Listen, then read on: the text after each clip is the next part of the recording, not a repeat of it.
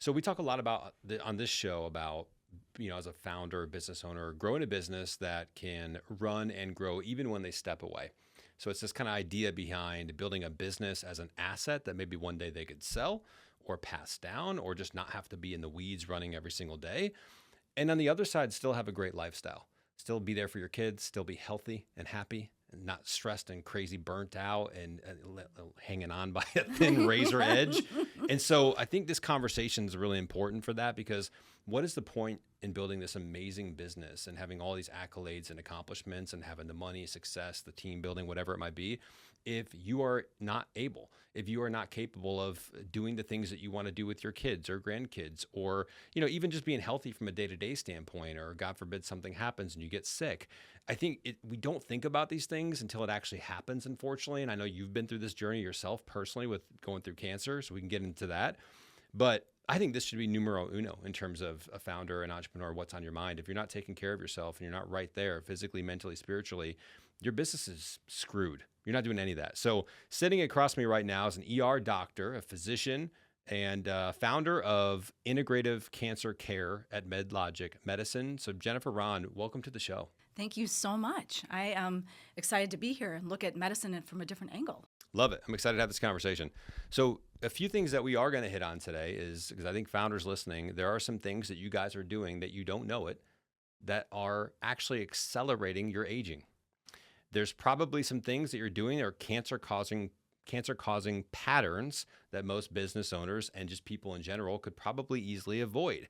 We'll talk about sugar drinking, whole person care, the daily habits, intermittent fasting, sitting too much. These are all things that I'm personally interested in as well. So let's get into it. So what are some of the habits that founders have right now that you think are accelerating or potentially accelerating their aging? Because nobody wants to age faster. We all want to age, because if we don't age, that means we died young, and that's not cool.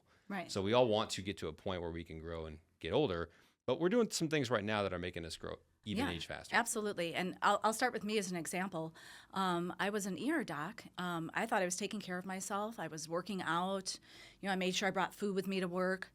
And one day, I discovered out of the blue, after I'd had surgery, that I had this lymph node, and I just thought, well, it's probably nothing. But I had it taken out because I was over 50, and I thought, well, it might be something. And it was. It was a neuroendocrine tumor. And that was something that blew me away, because at the time I had a six-pack. And I was like, I was, basically taking care of my son by myself. I was like this, incredibly successful ER doc, supposedly, and all this was on the surface. So it's very parallel to like a business owner, somebody who gives everything up to make their business work. And when I mean everything, sometimes it's a stepwise thing too. Like, when I was in med school, first you start out like, oh my God, I'm so grateful to be here. I'm so glad I got in. Oh, wow. And then you're studying, and you're sitting all the time, right? Yeah. And then, finally you're like, oh my God, they're going to let me see patients. Wow, it's the most amazing thing ever. So everything seems so brand new and exciting that you don't realize you're giving away little pieces of your health. And so certainly when I think of like business owners, I think about people who maybe sit too long, sit in front of a computer. And even, right now, we were talking about how I may have a virtual job as well, and things that I recommend so that you're not sitting all the time. There's standing desks, you could do a treadmill. And then I like, of course, exercise snacks, and we can talk about those because they sound delicious, don't they? Mm-hmm. Yeah, who wouldn't want that? I love snacks. Snacks. That's what my family's all about. Anyway, so that's one thing. And food, you're trying to like hurry and get all your work done. You're not thinking about maybe eating the best food. You're thinking about something maybe more convenience, so you're picking up something, or maybe you're not eating regularly, or maybe you're eating a whole bunch of snacks just to make it home. So it's for me, nutrition is first, always. And so then I didn't mean to cut you off. If we could dial in on, if you had to list maybe the top three, and not that this is not like medical professional advice, but just in your opinion as a doctor, absolutely, and then gone through things personally yourself, what are the top three things that you think age people? So we talked about nutrition already, so I'm going to talk about three more. Yeah. Okay. Let's say so nutrition, exercise. And stress management. Stress management. Stress management is key. You have to do it before it happens. You can't be like stressed out in the ER and then, trying to, deal with the stress at the moment. You need to be ready. So I have a daily practice that I do now. It's multi-tiered. And we could talk about what I do, to manage my stress before the day starts. And then, of course, there's sleep, circadian rhythm. We have to honor our circadian rhythm. What does that mean? Well, we all release hormones at certain times. So you want to make sure that you're in bed, honoring the release of your melatonin, like between 9 and 10. And then you want That's to wake. my bedtime. See? 9:30, 9:45, 10. They're usually somewhere around there. Oh, I see. And then I'm up at 5:30. Yeah, that's great. And and then you wake up with the sunrise, and then the sun hits your retina, and then your cortisol is released, and the day sort of starts there. I'm curious from your perspective, because you're in great shape, you got six pack, you're eating right, you got this great career, and all of a sudden you get diagnosed with cancer. Now I know you can't. Just sometimes shit just happens and it's out of your control. But did you look at those 4 or 5 categories and say, were you doing good in all of them? Was it the stress? No, it was absolutely the stress. 100% So if the you stress. wouldn't have been stressed, you don't think you would have gotten cancer? It was also sleep and circadian rhythm. Really? Oh yeah, we do shift work. So I don't think I ever slept for longer than 4 to 6 hours ever at a time. And even after a night shift or a late shift, I would go home and I'd take melatonin and I'd do all the things I thought I could do. I wouldn't sleep for more than 3 or 4 hours. And so I was always sleep deprived 100% of the time. So it was sleep, it was stress. Like how many hours of sleep would you get a night as an ER doctor? Well, I mean, if you have, so in general, I don't know, I would say on average 4 to 6 at the most, if I had to average it out. Dang. I never got more than 7 unless it was, I was on vacation or, I had, a couple days off in a row. And my job was not like sensitive to that. So my boss, no matter how many, I said, let me do all the 6 a.m.s, then I'll do the 3s, then I'll do, we'll just work our way down. Nope, it had to be a 6 and then a late and then an early. And it's that shifting around and not honoring what your body really, truly needs. I was not out in nature as much as I would have liked. There are a lot of things that contributed to. It's kind of ironic because you're a doctor, too. It's like you're healing people, but then you're kind of killing yourself, right? Yeah, and I really feel, unfortunately, that is more the rule than the exception right about now because we are in this terrible, I'm speaking about emergency physicians in general, we have to work at a hospital. We can't work on our own. We got to have the hospital to work. And we're stuck in the whole like corporation thing. And, it used to be a really great job. And I very much loved it. It still was taxing on my body though. But how do you think the lack of sleep or stress caused the cancer? Like, how does that work? You know what I mean? Because I guess there's, I think as founders, business owners, we think about what we're putting in our body. We try to get good sleep, although some people there's different spectrums in terms of how good people are doing with it. But then sometimes you almost think like, doesn't cancer just happen to people? Isn't it like you could do all the right things and it still happens? But I don't think that. But I think what you're saying is you really think that if you would have gotten better sleep and controlled your stress, that it wouldn't have happened. And I think there's founders listening to this right now that, gosh, maybe we can save a damn life or two. Yeah. And not just cancer, but chronic disease in general, diabetes, anything, all these metabolic disorders, thyroid disease, all kinds of things are innately, they rely on the body doing what it's supposed to do. And so all these years that I, sort of neglected, what my body truly needed and didn't realize it, I definitely paid the price. So I do think that indeed the epigenetics is what I call them. So all the factors that are around us that can contribute to our life on an everyday basis, including toxins, how we're, connected to others. I know that's a really important thing. And the other ones that we talked about. So all these different factors play a role. They're called epigenetics. And genetics cause about 5 to 10% of cancers. That is the fact. So 90% plus Wow, just 5 to 10%? That's it? 90%. We still have genes in us that are maybe ready to misbehave. Sure, yeah. Little demons. Yeah, and they, they just need like a little encouragement. Isn't that really what it is, too? It's like they're kind of in there, and it's like, are you going to pour fuel on the fire and bring them out, or are you going to keep them dormant? And I think if you're healthy, you're keeping them dormant, right? Exactly. And say, no thanks, I don't need that right now. I'm taking care of this body that I was given so that I can enjoy my life, Yeah. Wow. And once I changed everything I did in my life, which was quite a bit, and it was mostly from curiosity as a physician and just being curious about science. Once I changed everything, then now I'm a boring patient for my oncologist, which is exactly what I want to be, hopefully forever. And so that is why I started this whole practice, because I want to make sure that every cancer patient knows, it's not just about this tumor that's growing in your body. It's about the environment around the tumor, and it's about how you treat your body. And that can be said for all the other chronic diseases. And What do you say to the business owner that is, maybe they got a team of 20, 30, 40, 50, 100 people, and they're busy, they're growing, they've got a lot of responsibility, they've got kids maybe that are 5, 10, 15, whatever, at ages where they're involved and stuff. And it just seems like, man, they're kind of just going from day to day, like probably not getting enough sleep, probably eating shit on the go because maybe they, quote, don't have time, even though I think that's a lie. But what do you say to that business owner? Well, so that business owner is a model, okay? All the other people who are working under the business owner are looking at that person as like, wow, they're what I want to be. So you would want to model amazing, like careful habits for yourself and your life and honor your life, just like you'd want your, employees to do. And so that is what I found with the 2 other physicians I work with. We all are very much about that. So what I would say to a business owner is find some time in the morning, setting the tone for the day is everything. And that's like what helps mostly with stress too, is waking up with the sunlight that we kind of talked about. You get up very early, but right now that's when the sun's rising, right? So, thank God. So you let the sun sort of hit your retina. Maybe you're journaling. Maybe you're sitting outside enjoying the nature. Maybe you're having a really great cup of coffee. Maybe you're listening to a like a quick little, blurb on, Insight Timer, one of those free smartphone apps. Maybe you're reading a poem. Maybe whatever, inspires you for the day to sort of set the tone. This is my life. Once you start making all this noise with all the business, then your life, where is it?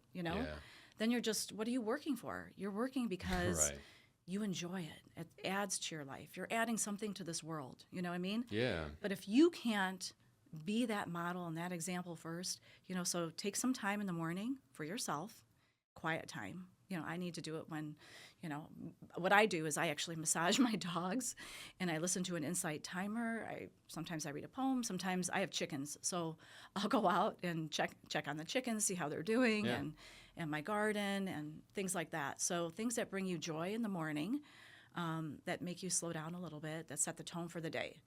And then I would really highly recommend preparing all your food for like a few days. That's what I do. I eat a huge salad for lunch, which is really my breakfast because I intermittent fast. I want to talk about that later too. And that fits into a business owner's schedule for sure. Okay. Yeah. We'll talk about that. I'm very much a huge proponent of that.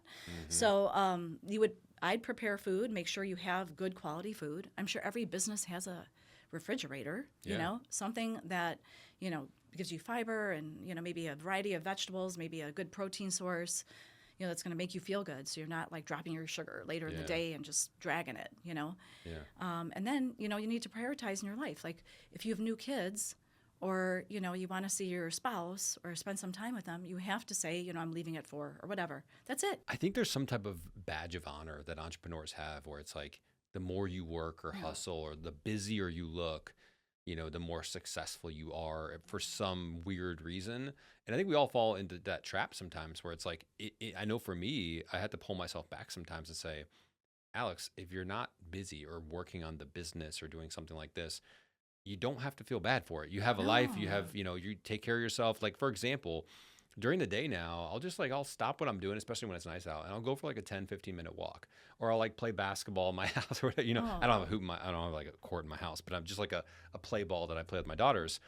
And as I'm doing it, I'm like, man, you're not being very productive right now. Like you should be working. But then the other part of me is like, no, you're taking a damn break. Yeah. You're having some fun. You're being playful. You're releasing some stress. Outside, spending time. Outside, you're moving your legs, your body. Yeah, it's like, these little things add up over the course of years and decades. And I think, I don't know, there's just, it's a little bit of a mindset shift. And to your point, no one's going to give you the time.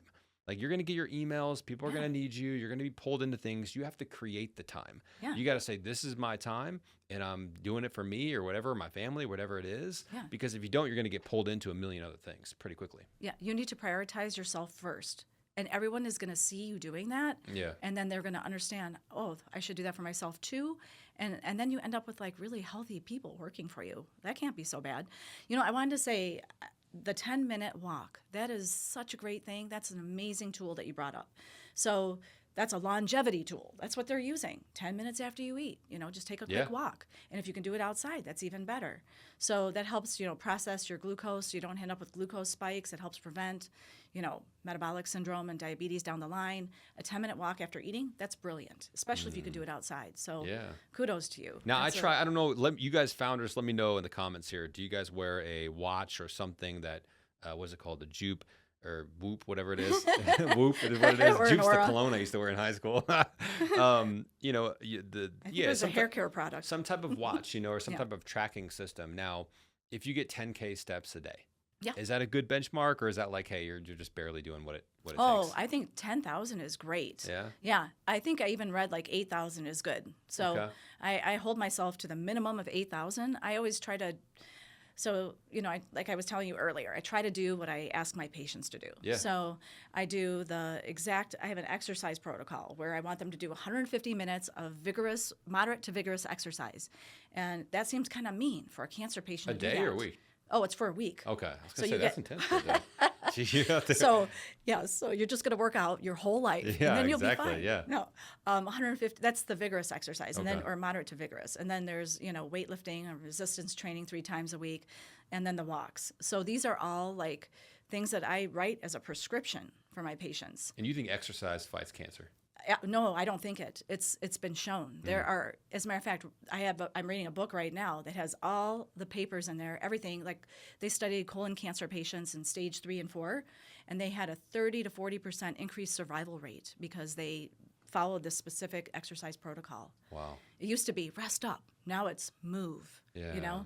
And that is something I would highly recommend. And so we were kind of talking, I was joking about these exercise snacks. They're very, well, I wouldn't call them delicious, but if you're sitting for, 30 to 45 minutes or an hour, you want to get up and do like 5 to 10 squats. You want to do a 1-minute wall sit. You can check your text while you're wall sitting if you must. But you want to move every 45 minutes to an hour, of some sort. So that would be really helpful. I think sitting around is the new smoking, is what they say. Yeah. Yeah. Yeah. We were talking about that in one of the podcast episodes. I might agree. have heard it in your podcast episode. I think it's, we sit down for this for 45 to an hour, but then it's like we're up and doing shit. This is probably the longest I sit in one period of time. You got to have meetings every now and then, but I have a standing desk at home. That's great. One day I was out to dinner with a couple business owners. I won't say their name. They're awesome people. But I was curious. I was talking about getting 10K steps. This is a while back. Yeah. And I was like, I get 10K pretty much every day. I feel like I need to up mine because I was like, I've now hit 10K every day and it's like not that hard for me. Maybe I need to go to 15 just to challenge myself. Yeah. But I get 10K a day and I was like, do you guys track that? Like, yeah, we try. We don't really like watch it that much. I go, let me see I'm like, what do you get per day? And they're like, I don't even have to check. So I go, pull it out and let me see. I checked theirs, both of theirs. And it was like 4K a day, 3.5. No. 5K a day. Like the highest was 5,500. Not okay. And I looked at them, I go, guys, you're literally like fucking couch potatoes. Like, what are you doing? Get like, your ass up. You gotta move, dude. Yeah. Because I thought like in my world, 10K, I was like, that must be like kind of a low bar. Everyone's doing that. Yeah. And then when I saw theirs, I was like, well, damn, I guess I'm doing pretty good. Well, think about if you do 5 to 10 minute walks like several times a day. Yeah, you're going to get it right there. Yeah. And then another thing I tell people too, like if a wearable is going to stress you out, like I cannot deny that I got mine. I have an Oura Ring for the. That tracks your steps or what? Yeah, yeah. This really? does. Oh, yeah, and it goes right to my smartphone. Oh. It does. But the thing that I watch for the most to tell if I'm stressed out or not is my heart rate variability. Let's talk about that because I heard someone they did a post about that. I didn't really. I mean, I kind of understand it's the variation of your heartbeats and things like that. Is that right? Right. And it talks that actually is a sign of how well you're doing with your stress. So when mine goes into the dumps, I have to kick it up a notch. What are good ranges then? Do we know? Well, everybody has. So that's why a wearable is good because it gets your like baseline range. Mine's crappy. I don't want to say it on your podcast. Why is that? I don't want people to lose respect. Why is that? Well, mine, when it's good, it's like, but it's around the upper 30s, maybe lower 40s. Okay. But, you have these people boasting on whatever, Instagram. I'm in the 80s and 90s. Well, upper 30s and 40s, that's really good for me because I've always had such a stressful career. So I Yeah. give myself grace and I say, you know what? There's room for improvement. And then I use the tools that I have to improve it. And they are kind of what we talked about, like a little meditation, taking time, reading a book, like things that really bring you joy. I paint. So I notice like when I paint, I get restorative time and that helps contribute to my HRV. Gardening, things like that. So Yeah, I track my sleep too, and steps and sleep. Just to, I don't know. It's just, and for me, it's a little bit of a, because maybe you're listening now, you're like, I don't really want to track the stuff. But for me, it helps to have some type of competitive edge. I need something to yeah. track, to work towards, to like, I got to hit my 10 today. And, maybe Well, I got 8,500. And it's like towards the end, I'm like, I got to get my walk. I got to walk. I got to get my steps in. It just kind of helps yeah. me. And the sleep just kind of, yeah, it helps me make sure I'm getting to bed on time. I'm getting good. I'm not eating or drinking crazy late at night. I think to me, it's good to have that tracker. Yeah, I love having the tracker. When I get like a bad, like maybe I didn't sleep so great last night, it gives me some grace and it says you only have to get 10,000 steps. But when I do sleep well, boy, I better produce. It like wants me to get like 13, 14,000. Yeah, So that's good. What I'm about like, drinking?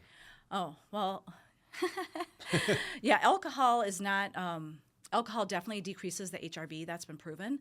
I know that when you go out and you just want to sort of, or when you get home from work, you want to just sort of relax. And Yeah.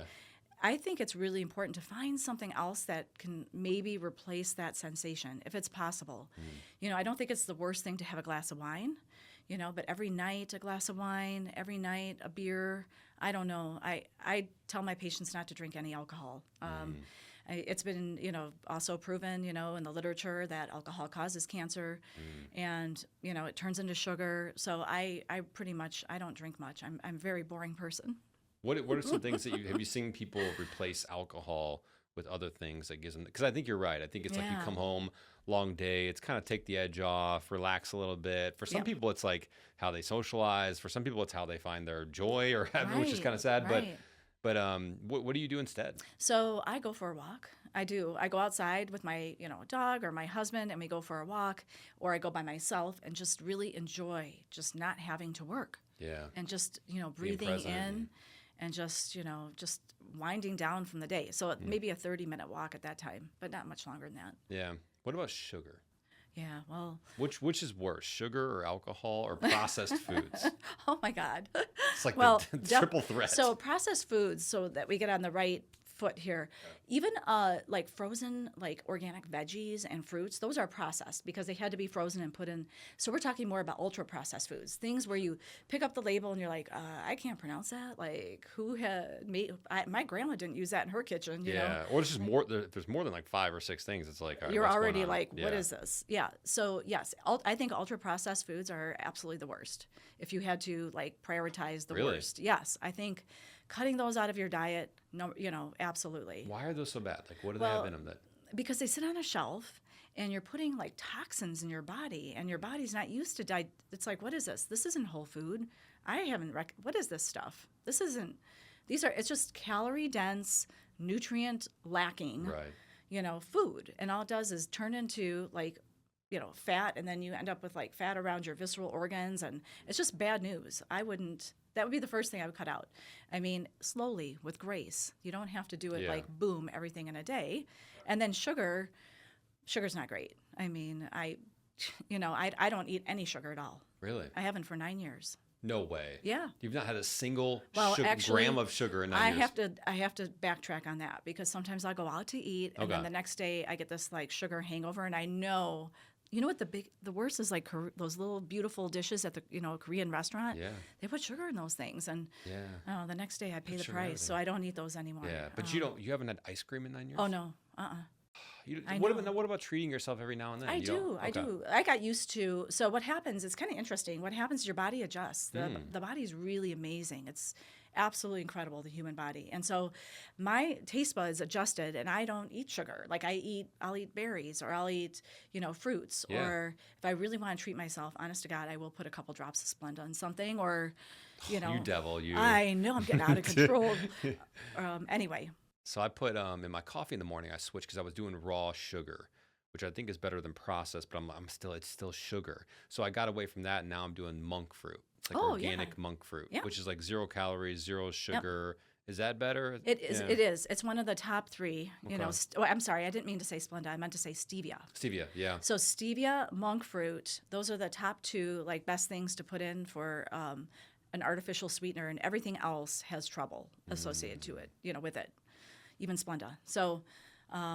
Yeah, so the fact that you're using monk fruit, that's great. Some of them are sold with erythritol, which is a sugar alcohol, and that's not a good idea. I think that is in there. Okay. That's not Maybe good? just a small amount. No, I think it's much better than what you were doing. Okay. So you're doing great. Okay. It's almost hard to know like Yeah. what is good and what is not nowadays because it's like, I know. oh, this is healthy and then this is better and it's like Diet Coke's good. Oh, no, it's got aspartame, so it's not. Yeah, And it's yeah, like yeah. meat's good for it. No, it's not. And only if it's grass fed. You know, it's like Right. what do we do? I It's know. like it's hard to. It's a slow process. It's Yeah. like a journey you take, or it's like a staircase, and you take like one step at a time. But we never really reach the top of the staircase. Yeah. Because there's always something else. Man, I have like a sweet tooth, you know. Yeah. But I try to eat pretty healthy and like work out and that kind of stuff. I try not to eat bad, and we make like really healthy meals. Like you brought me the meal with the brown rice and veggies, that kind of stuff. That's what we try to make at home, or Yeah. lean meats with that. And now we got it's grill season, so we're grilling stuff, you know. It's great. But I'm not gonna lie, I just have a sweet tooth still. And I Yeah, try- and so you know what I did for that initially was I took like a can of coconut milk and I put like really sweet frozen like fruits in there, and I mixed it up, maybe a couple drops of stevia, good and then I put it in idea. the freezer, and that was my ice cream. that's a good idea. I'm Yeah. gonna try that. Yeah. So I mean, I've tried, and actually, you know, I do learn a lot from Instagram and whatever. There are a Yeah. couple people I follow on there who are Yeah. making some really great things. So I'll try them, and I have literally like hundreds of recipes I've used, and so then I'll rank them and use those sometimes over again. But I also get a So- lot from the New York Times. I think there's unlimited recipes, things, healthy foods you can make Yeah. that are really delicious, that are pretty easy to make even. Just like you just mentioned. It's Yeah. just you have to look for them, you got to find them. And you got to get in the spirit of like, let's find something fun or creative to kind of do, right? And then to understand that when you're doing it, like you're taking care of yourself. Yeah. Like that's a beautiful thing to take care of yourself. Yeah. And I have to say, when I met my husband, I did not cook, and he cooked, and I was like, oh my God, I hit the jackpot. This guy, he can cook. Yeah. I'm set for life, And then I got the diagnosis of, cancer, and then I started like really researching nutrition, like really. I never learned not one iota of it in med school, nor did I really pay attention to it all along until I got cancer. And then that changed everything. I did a lot of studying. I studied with some international dietitians. I studied, nonstop reading. And so nutrition to me is everything. And that's when I started cooking. And I was never a cook until recently. Yeah, I'm into it. I've always kind of enjoyed. like it? Yeah, I kind of enjoyed cooking. What do you cook? Especially grilling and mostly lean chicken, vegetables, brown rice. What do we make? I mean, on the grill, we'll make some grass-fed organic, beef and hamburgers. You're and just stuff saying that like- because I'm here. No, I really do. I only buy organic grass-fed beef. Yeah, Yeah, it's great. That's yeah, great. it's really good. And same with chicken. I only buy so this is really important to know about chicken, and I'm actually curious to see what you think. Yeah. Because I get pretty granular with it. So there's like organic chicken, but then there's the way they actually, most of it, how it's done is they soak it in this like chlorine bath water. Yeah. Oh. And so you got to get the chicken that has what is it? There's a water absorption rate or something percentage on there. It'll say like 3% water absorption or something like that. You got to find the ones that are air dried because they don't sit in that chlorine water. Yeah. So I thought I was getting like this healthy organic chicken for so long. And then I come to find out know. it's sitting in this water that's like bleach or chlorine. We get based. all of our stuff from Regenerative Farm. We get it shipped to us. Oh, well, all that's the even time. better, right? So it's just, yeah. And I'm You just cut the head off an the chicken. animal welfare person. I'm just, Yeah. I just want to make sure they were treated well. So Yeah. for me, I'd rather just pay the extra money for that, not for DoorDash or for Right. a $30 burrito or whatever, for actually true, like well-treated meat. Well, that's the thing. Even if you're like, hey, I'm going to eat healthier, I'm going to go to Chipotle or like, these fast food Mexican restaurants, whatever, and I'm going to get lean meats and vegetables and that kind of stuff. You're probably getting the lowest quality Right. of those vegetables, fruits, meats. So, I Yeah. mean, yes, I guess it's definitely better than McDonald's, but it's definitely better to get stuff that is organic or grass-fed or comes straight from the farm. Or, Yeah, and that's why we I love cooking at home, and so like I made myself lunch today, and that's what I Yeah. brought for you, and That's amazing. yeah, and I love cooking for myself and for others. Like that is like something way that I nourish other people. Yeah. Yeah, and What then, about intermittent fasting? okay, yeah, let's talk about Yeah, that. I know we're kind of bouncing around, but I'm just trying to find things that I think founders, entrepreneurs are are curious about? Because we're doing these Yeah. things. Yeah. The great thing about intermittent fasting and exercise too, it's free, Yeah. So it's about not eating. It's about having a fasting window, ideally of 16 hours. And then my favorite, the 8-hour eating window. That is, So I go to bed at, let's say, 9:30, yep. and then I can eat at what, 11, So 10:30? what time do you usually eat dinner? I usually recommend that you don't eat like 2 to 3 hours before you go to Yeah, bed. usually I eat early, usually like 5 or You got the 5:30. OP dinner going. Yeah, OP. Old people. Exactly. I'm trying I to- actually do, and, Yeah, it's and I'm great. proud of it. That's the 'cause- best way to do yeah, it. Yeah. So o- yeah, I'd say about 5:30. That's perfect. Typically, I mean, there could be sometimes it's later, but usually on a weekday I try to stay around there. So you're done by 6:30 at night. Right. Okay, so 6:30 in the morning. You're waking up at 5:30. Now you have 1 hour where it's already at 12 hours. Yeah. So then 10:30. Yeah. 10:30 would be your And 16-hour that's window. usually when I eat lunch. Yeah. I eat lunch at like 10:30. Yeah, well, I eat Sometimes what's called 10. a breakfast salad or lunch, whatever it is. Yeah. And so I eat 11. So I Yeah. do pretty much the same thing. So a lot of people have a hard time in the beginning. So you could start with 12 hours. And even like with breast cancer studies, they've shown that even 13 hours is really useful. And then you just would slowly edge up like half an hour, maybe every week or two until you could reach the 16. And it's a really great thing. What does it do? So it does so many things. So number one, metabolic flexibility. So our bodies are constantly being fed. So we're always getting glucose. But you want our cells to also be able to use ketones, to be flexible. And that helps prevent, some of these metabolic diseases.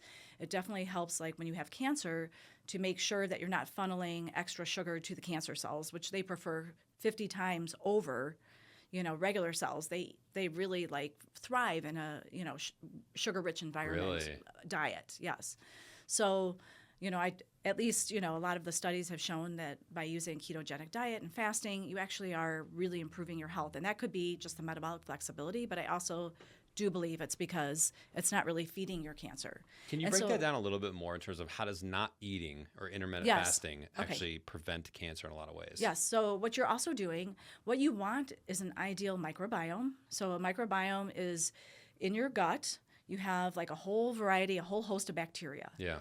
Most of which you want to be what are called good bacteria, because that's where our immune system is. 70 to 80% of our immune system's in our gut. Now, when I was training in med school, we thought it was lymph nodes and the spleen, but now it's been shown it's this gut. And having this variety of great bacteria is what gives us our true health. So when you intermittent fast, you stop eating, you allow your gut to digest everything, and then to actually sort of promote itself and to enrich itself and to create these really good bacterial strains and rest and regenerate and take out the things you don't need. So intermittent fasting allows that to happen. It's great for your immune system. It's great for your gut and digestion. Like if you're someone who has bloating all the time, this is something that may work for you as well. I love it. I've been doing it also for probably like 7, 8 years. Well, I always think about too, and I'm sure you would agree, if you think about human beings, how we were, let's just say 5,000 years ago, Yeah. we didn't have a fridge or a snack or a store to go into and just be like, I'm going to have a few treats right now. We probably went a day or two without eating, Yeah. sometimes more. And then we had to kill something, or maybe the crops Yeah. came out fine. They weren't frozen or something like that. And then we got to eat. It wasn't like this constantly we're feeding each other. I even try to tell my kids, because, kids like to snack and stuff. And I'm like, guys, Yeah. our bodies are not meant to eat every 2 or 3 hours. We just weren't. Right. Yeah, So it's like, exactly. give your tummy a break, let's, or if you're going to eat something healthy, and let's try not to eat a few hours before bed. Yeah, and if you So- think about like what you said, sometimes we're not eating for 2 or 3 days. Is that okay? Is that fasting? I mean, Yes, that is a really great reset, actually. What happens is you get what's called autophagy, and all that even clears out, we all create cancer cells every day, and this clears out cancer cells. So if you can do a 3-day fast, like on a quarterly basis, that's really great. And how does it clear out the cancer cells? Is it So, eating them? Your body's eating them? Yes, your body is what you've done is made your body into like a major machine, a machine that your immune system's like on cue, and it's looking for things that don't belong. And so it sort of just clears out the cancer cells and doesn't allow, this type of what's called, I don't have to get into the clinical Yeah. part, but actually it's just, it clears out all the cancer cells and a bunch of debris that you don't need in your body. Is that because it doesn't have the other stuff to go through and digest easily? So now it's looking for other things? Like what's the... Yeah, and it's not working just to digest. It's working in other ways. Like it's working to promote your immune system. And that's what you really want. So I have a lot of patients that are really successful in doing that, and they're thriving. I have one patient who literally is on a ketogenic diet every day. She fasts 3 days, like every month.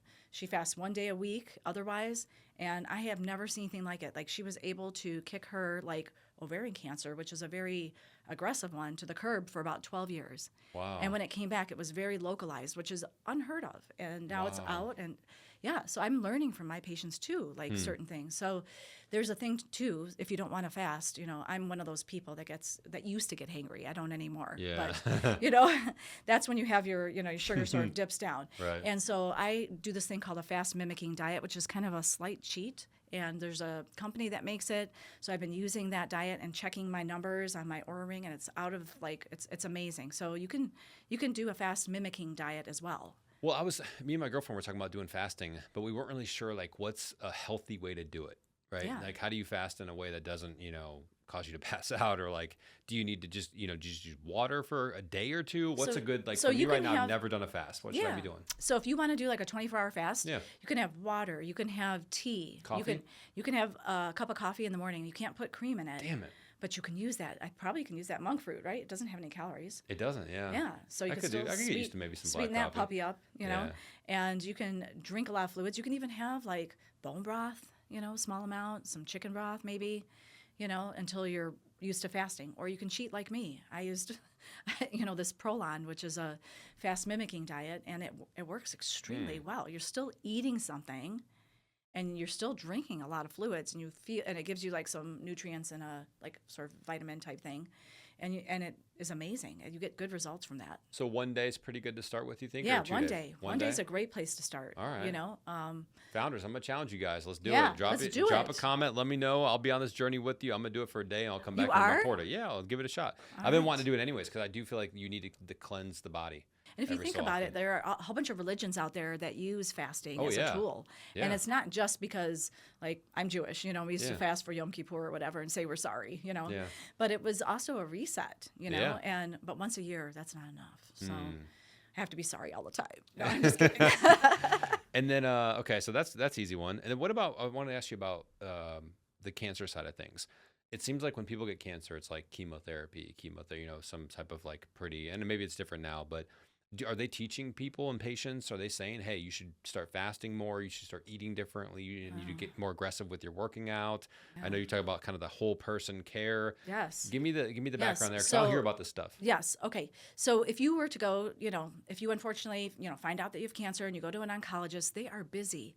They are in a system where they have maybe 15 minutes, I don't know, maybe not longer, to spend with you and explain things. So they don't have the bandwidth or the time to explain it to you, but they do have the bandwidth to say, hey, in addition to the things I'm recommending, it would be really great for you to seek out other care to make sure that, because what I do when I get people's bodies in their best metabolic and immune health, they receive those treatments better than ever before. They go through them with flying colors, and, you know, they're more successful. You know, so there's no reason why they shouldn't use all of the tools that are out there. And that's basically why I went back and studied integrative medicine after, you know, I was done with emergency medicine. I sort of fell into it. And then I realized I could do a fellowship and get boarded and learn so much about it. And then I learned about naturopathic medicine. All of this is, you know, teaching us that there's so much more out there. You know, conventional medicine, they kind of have to keep their blinders on to understand what's happening, like cutting edge with each cancer patient. I think there are some oncologists that probably would say that, but I don't think it's the rule. I think it's very much the exception.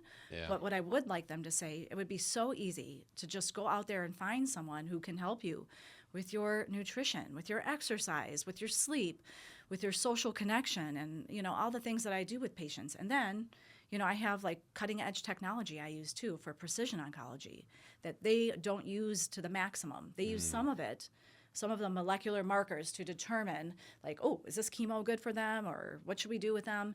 And then 7 to 10% of the time they use it, and then the rest of the time it just sits in their chart. Well, I can use it. And I can have, I have a bunch of companies I work with that can actually find off-label meds or repurposed meds that are safe and, supplements and things that are personalized for people with their cancer. So, there's so much out there. And I don't think an oncologist has the, time or responsibility really to do that. But I would like them to just say, hey, there's more out there.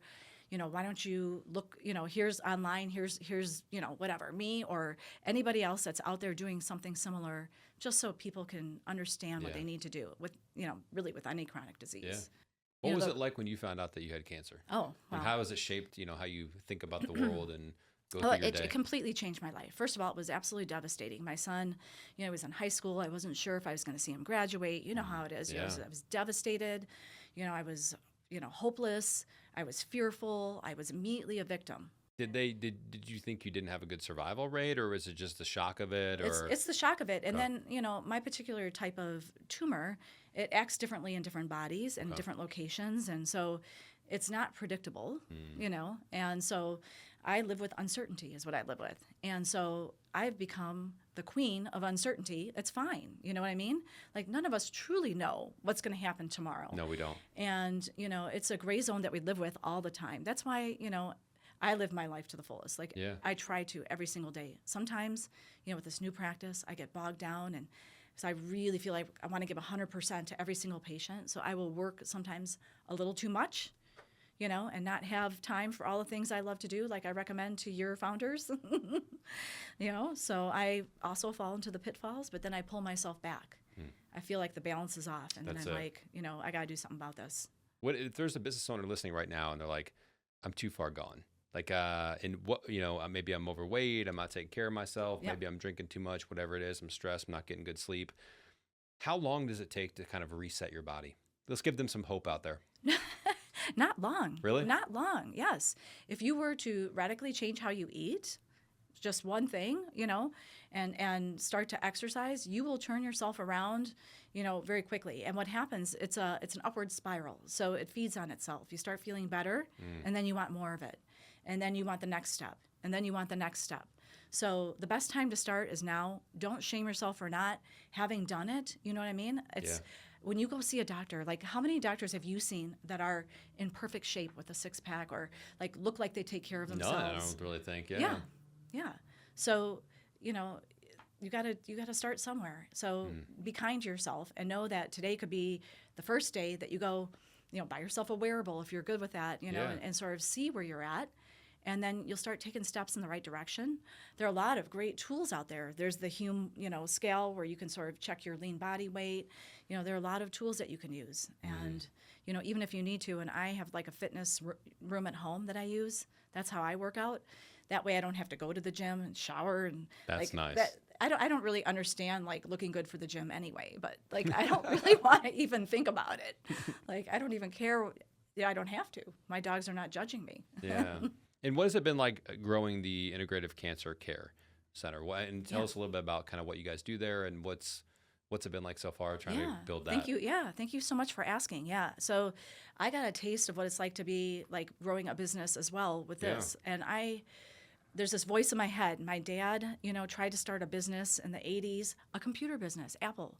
Like, it was just blossoming. You'd think it would just take off and he would be rich. Yeah. Nope. He floundered it. And then I thought I got his genetic predisposition to poor business habits. And maybe I shouldn't do that. Well, you know what?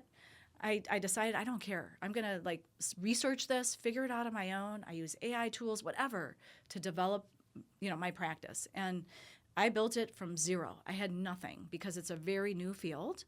And there's really nothing like it in the Chicagoland area that I saw. There's no colleague I could speak to, with the exception of this course I took with Naisha Winters, who is a naturopath. And what she taught sort of helped me, prioritize what I need to do with patients. I start with the integrative medicine piece, longevity medicine piece, and then, I do naturopathic medicine, and then I do this precision oncology too. So, it's multifaceted. It's 3 visits. It takes a long time. I use blood work. I use this really cool thing called Nutrition Genome, which maybe your founders would be interested in. It's all of a cheek swab, okay? And you send it in and you get your nutrition genes. And it's really cool because it kind of tells you, hey, here's what you'll thrive best on. These are the nutrients that you need the most. Look, you don't metabolize caffeine well, or you don't, I don't know if you have to be like a Yeah. nutrition nerd like me. Yeah. I am. No, it's you cool but to know. It's like but that's your genes, that's your DNA. Yeah, and it sort of like fine tunes like what you can do with your body Interesting. and maximize your health, So I use that tool. And then, like I said, I use some other businesses, some companies. One came from Europe, called Astron Health to help patients like determine individualized treatments for their tumors. What are some things that you hear people talking about that they think they're being healthy with that are actually not? Oh, that's a really good question. Where you're like, oh man, don't tell me that. 'Cause Yeah, no, they think it's can, good, but I really want to it's say not. something, but I feel like it's going to hurt your feelings. Oh, please do. I don't care. No, tell me. I want the truth. I want the truth. You said Chipotle. Tell- Eating out. Yeah. Okay, eating out is those businesses. They're not there to like promote your health. No, definitely They are not. there to sell their product and stay in business, Right. just like any other business. Yeah. So they're not going to use anything unless it says, farm to table, and we got this. This is in the middle of a farm. Blah blah blah. Even that, farm to table. Yeah. Yeah. Anyway, so the only food you can count on are the ones that you see come off, like the whole foods in front of you. You cooked with them. The rice, that's a whole food. Quinoa, whatever you want, beans, legumes. What about the like organic chicken? your air chilled chicken.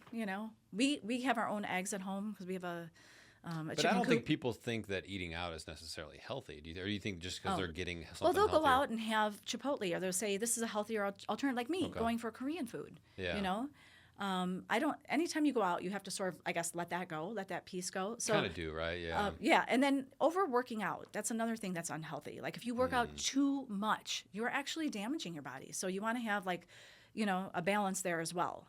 So I Yeah. see all Which the founders here are working out too much? Let's be honest. Yeah, raise your hand. I The don't know gym if that's a lot of bros. people listening. Yeah. Yeah. Oh, maybe not. Maybe it is. I don't Maybe. know. I don't but know. I think it's the opposite. We need to work out a little bit more. But Yeah. And then, anybody who thinks like their health insurance is there to promote their health is misled. I'm sure everybody knows that at this point. Yeah. But you have to take your health into your own hands. And, you look at your family at home, you want to be around for them. You want to be around to enjoy things when you do retire. I don't think I'll ever be retiring. I don't know. Yeah.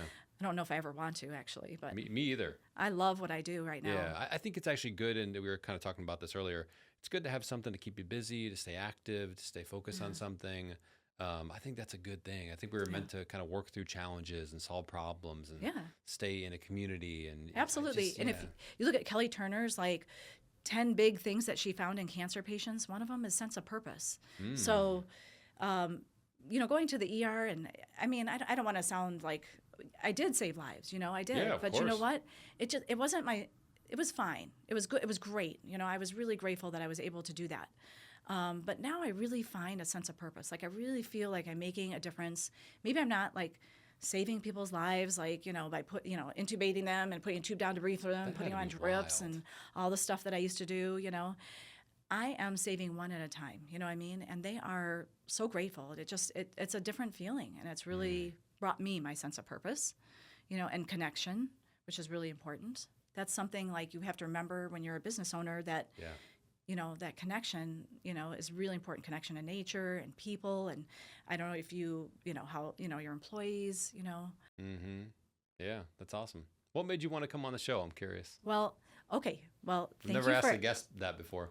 I wanted to come on the show because I listen to your podcast and I love what you do with your podcast. So Thank you. a lot of people who come on, like the last gentleman, he was like comparing his business to like astronautics and what's happening, Jody, yeah, that was great. Yeah. And I love when people use metaphors, and I too. I always get something from listening. So honestly, I went on the podcast just to sort of see what you had to offer, and I've been listening to so many of them. Thank you. Because we're not so far apart, all of us. We're all pretty similar. And, you want to think of I hate to think of like healthcare, like the insurance business owner is in a different group than the rest of the business owners, that we're talking about. Yeah.